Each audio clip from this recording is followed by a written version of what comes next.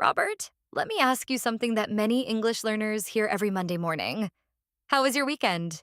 That question sounds simple, but when someone asks it in English, especially at work or in class, it can suddenly feel stressful. Exactly. You lived your weekend. You remember it clearly. But when you try to explain it in English, you may not know where to begin. You might say, "It was good," and then you stop, because you don't know how to continue. And that's what we're going to fix today. By the end of this episode, you will be able to talk about your weekend in a clear, organized, and natural way. And later, we'll give you a simple storytelling structure that you can use every single week, no matter what you did. Robert, why is this question so common? Because weekends represent personal time. They show who you are outside of work or school. When someone asks about your weekend, they are inviting you to share something personal but safe. Yes, it's small talk, but it builds connection. If you answer clearly and comfortably, the conversation flows. If you struggle, you might feel embarrassed or nervous. And the important thing is this: you don't need advanced vocabulary. You need organization and confidence. Today, we're going to break this into simple steps. First, we'll show how to start your weekend story. Then we'll talk about adding details that make your answer more interesting. After that, we'll practice a full natural conversation. And finally, we'll give you the structure that makes everything easy. Robert, when someone asks about your weekend, where should you begin? Start with time. Say when your weekend began. For example, on Saturday morning, over the weekend. Let's build a real example. Robert, how was your weekend? My weekend was actually very relaxing. On Saturday morning, I woke up around 8 a.m., which is later than my usual weekday schedule. I stayed in bed for a few extra minutes because I didn't feel rushed, and that already made the day feel different from a normal workday. That's a strong beginning. You started with time and gave context. You didn't just say it was good. You explained why. What did you do after waking up? After I got up, I made coffee and prepared a simple breakfast. Then I decided to go for a walk in the park near my apartment. The weather was sunny but not too hot, so it felt perfect for being outside. I walked for about an hour while listening to music, and it helped me clear my mind after a busy week. Notice how Robert completed every idea. He explained what he did, how long he did it, and how he felt about it. That's important. If you only list actions, your answer sounds flat. When you add small feelings, your English sounds more natural.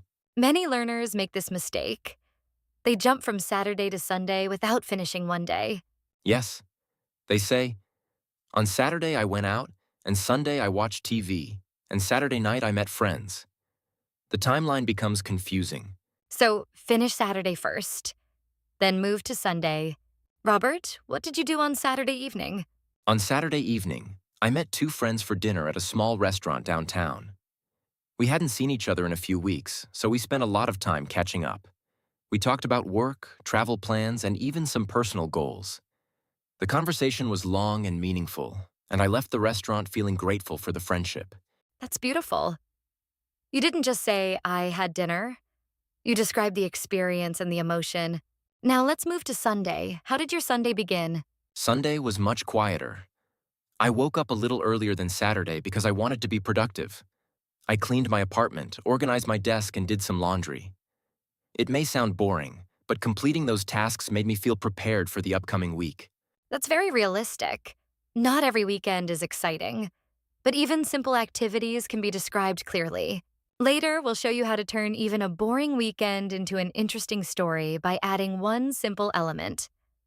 But first, let's continue building the full example. All right, Robert, let me ask you again, naturally. How was your weekend? My weekend was balanced and relaxing. On Saturday morning, I allowed myself to wake up without an alarm, which already felt different from my normal routine. I prepared breakfast slowly and enjoyed my coffee without checking emails. Later, I went for a walk in the park and spent some time reflecting on my week. In the afternoon, I stayed home and read a few chapters of a book that I've been meaning to finish. In the evening, I met friends for dinner, and we had a long conversation that made me feel connected and supported. On Sunday, I focused more on preparing for the week. I cleaned my apartment, planned my schedule, and went grocery shopping. In the evening, I watched a movie and relaxed before going to bed. Overall, my weekend wasn't dramatic or exciting, but it helped me recharge and feel ready for Monday. That is an excellent example of a complete answer. You structured your weekend chronologically, added small emotional details, and ended with an overall reflection. And now, here is the simple structure we promised. Time marker to Saturday activities to Saturday feeling to Sunday activities to overall reflection. If you follow that order, your answer will always sound organized and confident. Even if your weekend was simple, even if you stayed home, even if you did nothing special, talking about your weekend is not about impressing people. It's about communicating clearly. And when you can describe your free time comfortably, you build stronger conversations.